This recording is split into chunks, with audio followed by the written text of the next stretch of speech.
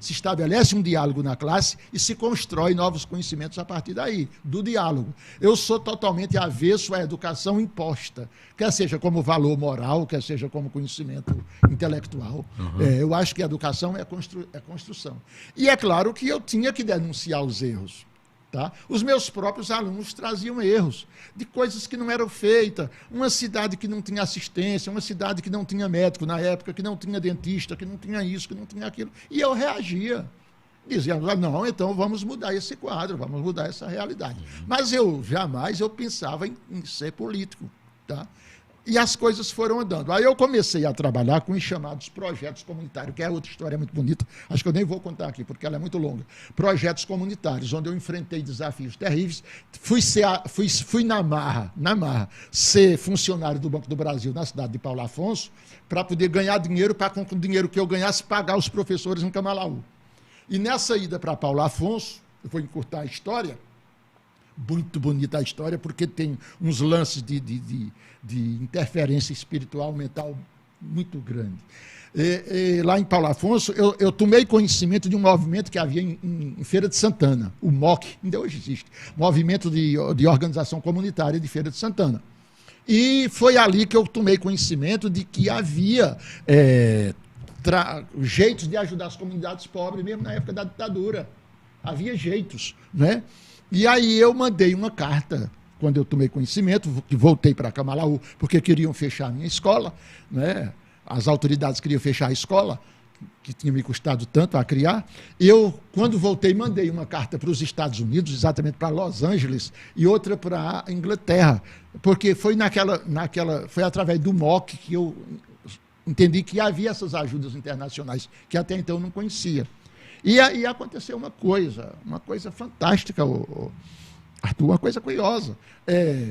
Lá de Los Angeles, dos Estados Unidos, um cara leu minha carta. Esse cara era nada mais, nada menos que o diretor da Inter-American Foundation, que é uma instituição do Congresso norte-americano que ajudava os países de terceiro mundo.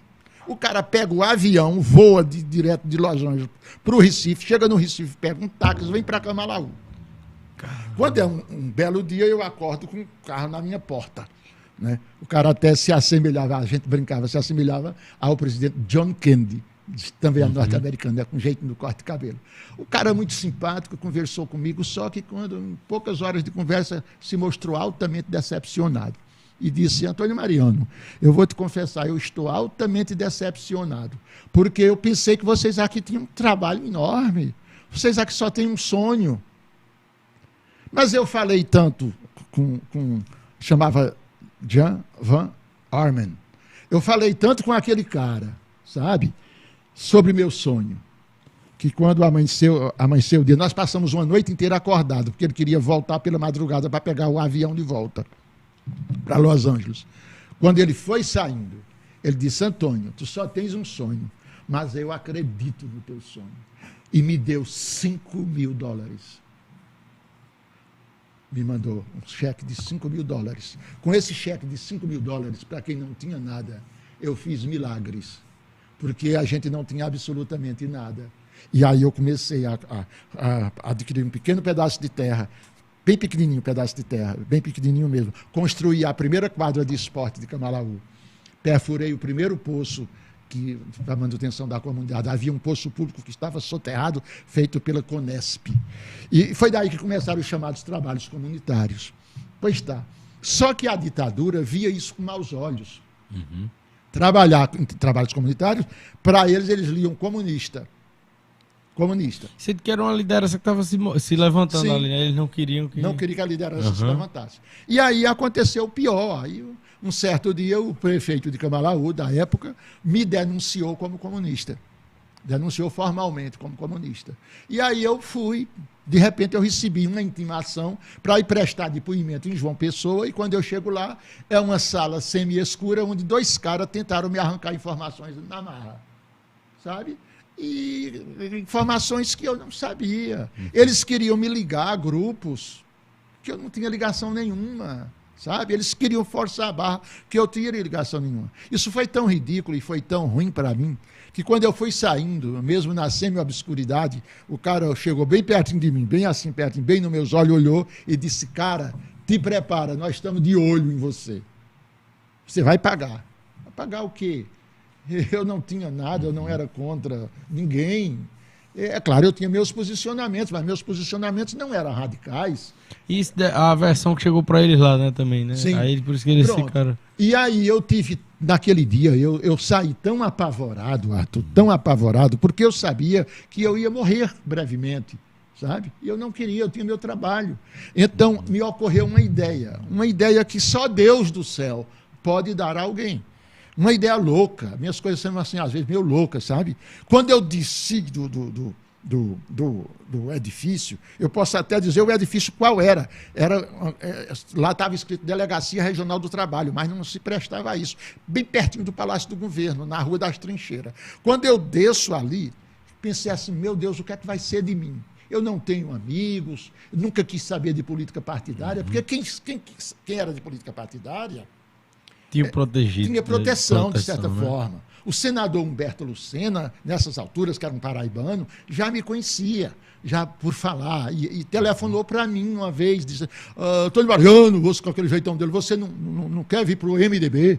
Ele era líder do MDB, presidente do Congresso Nacional. Não, senador, não, eu não gosto de política partidária, deixa eu como estou. Tá, mas aí foi quando me ocorreu, Arthur, aquela ideia. Sabe qual foi a ideia? Eu simplesmente peguei um ônibus e fui para o grupamento de engenharia e construção, o lugar do exército onde eles mais perseguiam comunistas. Lá na Epitácio Pessoa. Na Epitácio Pessoa. Uhum. Quando eu chego lá, os caras até me trataram mal, a bem da verdade, me receberam mal, um grupo de soldados. O que é que eu queria? Eu quero falar com o coronel, o comandante. O que é que você quer com o comandante? Não.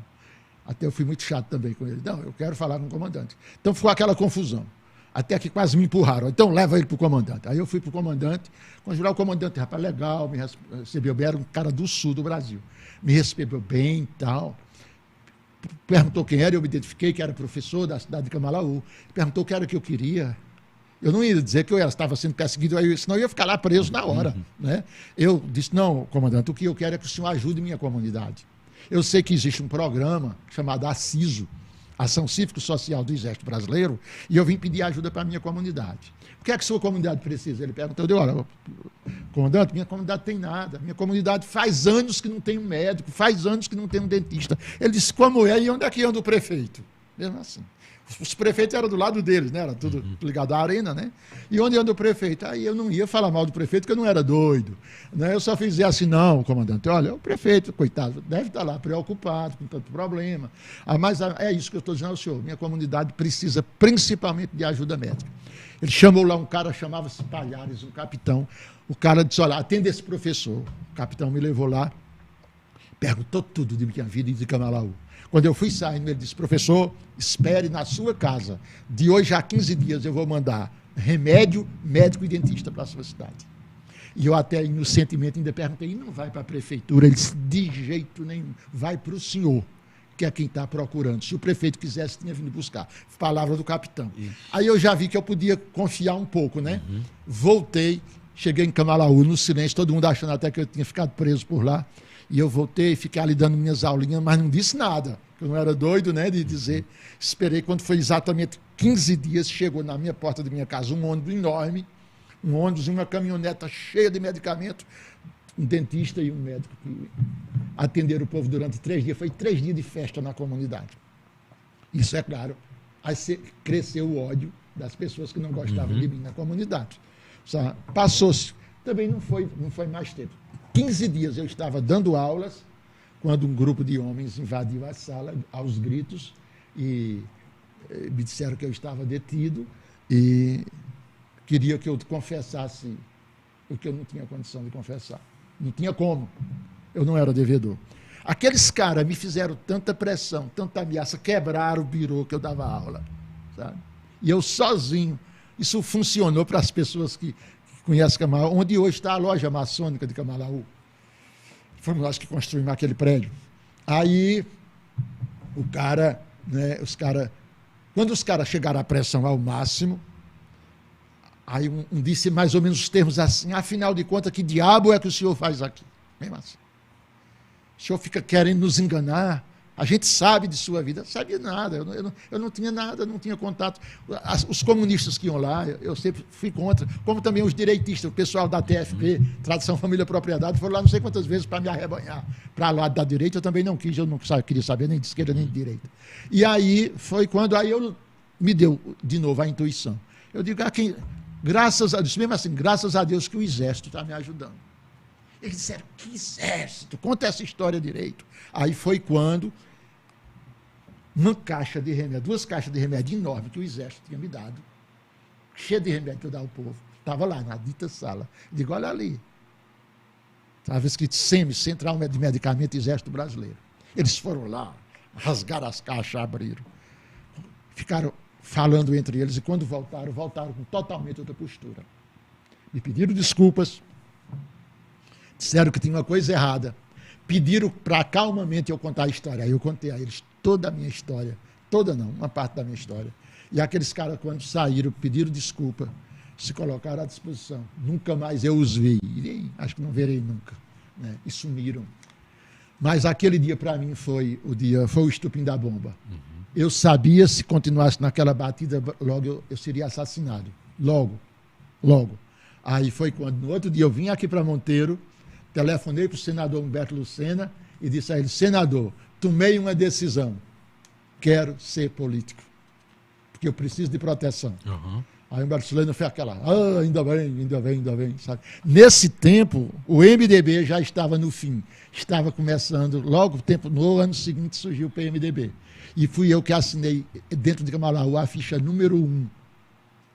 Eu e um neto do fundador de Camalaú, que foi presidente de sindicato aqui na cidade de Monteiro, chamava-se Estael Macena de Oliveira.